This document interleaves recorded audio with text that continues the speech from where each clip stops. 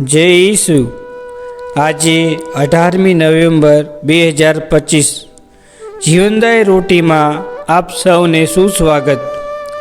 યોહાન 9:3 કહે છે, એના પાપે નહીં તેમ એના મા બાપના પાપે પણ નહીં, પણ એને સાજો કરવામાં ઈશ્વરની શક્તિ પ્રગટ થઈ શકે એટલા માટે એ આંધળો જન્મ્યો છે।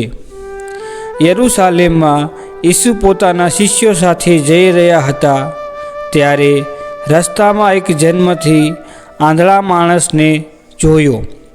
શિષ્યોએ ઈસુને પૂછ્યું કે કોને પાપે એ માણસ આંધળો જન્મ્યો, એના પાપથી કે એના મા બાપના પાપથી?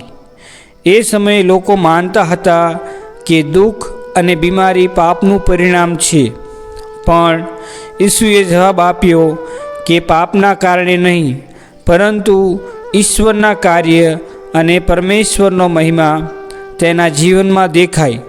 ઘણીવાર આપણે માનીએ છીએ કે મુશ્કેલી પાપની સજા છે, પણ ઈસુ શીખવે છે કે ક્યારેક મુશ્કેલી ઈશ્વરના મોટા આયોજનનો એક ભાગ છે। યોહાન 9:5 ઈસુ કહે છે કે હું જગતનો પ્રકાશ છું। આંધળા માણસના જીવનમાં ઈસુનો પ્રકાશ પ્રગટ થયો।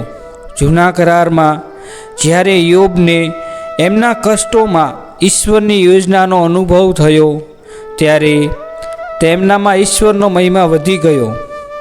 નવા કરારમાં તેવી જ રીતે સંત પાઉલને એમની મુશ્કેલીઓમાં ઈશ્વરની યોજનાનો અનુભવ થયો।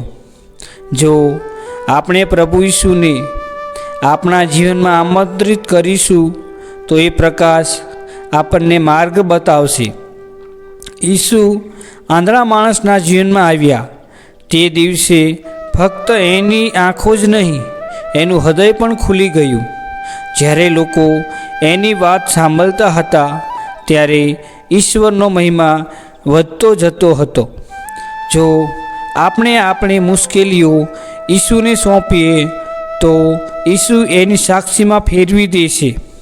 આપણા જીવનની નબળાઈઓ, તકલીફો ઈશ્વરના ચમત્કારો માટેનો મંચ બની જશે।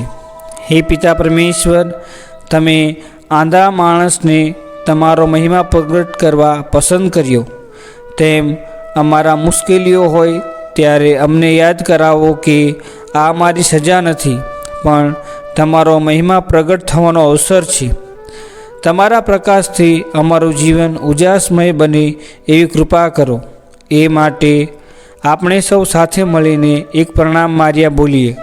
પ્રણામ માર્યા, કૃપાથી પૂર્ણ, પ્રભુ તારી સાથે છે। ભાગ્યવંત તું સ્ત્રીઓમાં અને ભાગ્યવંત તારા ઉદરનું ફળ ઈસુ। હે પવિત્ર માર્યા, પરમેશ્વરની માં, અમો પાપીઓની વાસ્તે વિનંતી કર, હમણાં અને અમારા મોતની વખતે, આમીન।